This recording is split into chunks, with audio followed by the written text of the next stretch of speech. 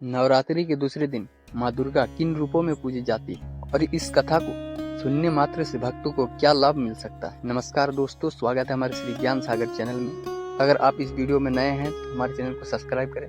नवरात्रि के दूसरे दिन हम माँ दुर्गा को दूसरे स्वरूप माँ ब्रह्मचारिणी की पूजा करते हैं। ब्रह्मचारिणी का अर्थात तपस्या और स्वयं का पालन करने वाला। माँ ब्रह्मचारिणी हाथ में जपमाला और कमंडलो धारण करती है। वो अत्यंत शक्ति और तेजस्वी रूप में विराजमान होती है। पौराणिक कथा के अनुसार जब माँ सती ने राजा दक्ष के यज्ञ में अपना शरीर त्याग दिया था, तब वे हिमालय की पुत्री के रूप में पुनर्जन्म लेकर पार्वती बनी। बचपन से ही उन्होंने भगवान शंकर को पति के रूप में पाने का संकल्प लिया और वो कठोर तपस्या आरंभ कर दी। कहा जाता है कि उन्होंने हजारों वर्ष तक केवल फल फूल खाकर तप किया, फिर कई वर्षों तक केवल सूखे पत्ते खाए।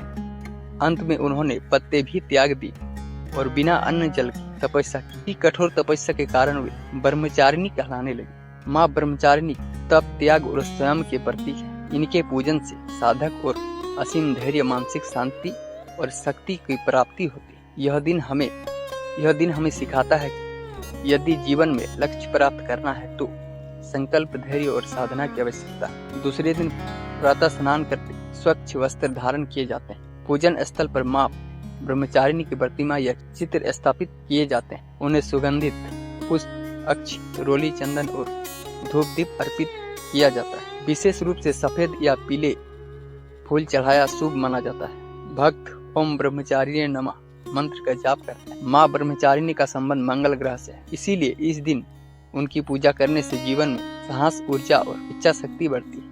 जिन लोगों की कुंडली में मंगल दोष होता है उनके लिए यह दिन विशेष लाभदायक होता है। माँ ब्रह्मचारिणी की कृपा से साधक को ज्ञान, विद्या, तप और आत्मबल प्राप्त होता है। जीवन की कठिनाई को सहने की शक्ति मिलती है। कहा जाता है कि इस दिन की पूजा से आयु लंबी होती है और रोग शोक का नाश होता है। इस प्रकार नवरात्रि के दूसरे दिन माँ ब्रह्मचारिणी की उपासना करके भक्तजन अपने जीवन में साहस, स्वयं और साधना की शक्ति प्राप्त करते हैं। माँ का संदेश है तप और त्याग ही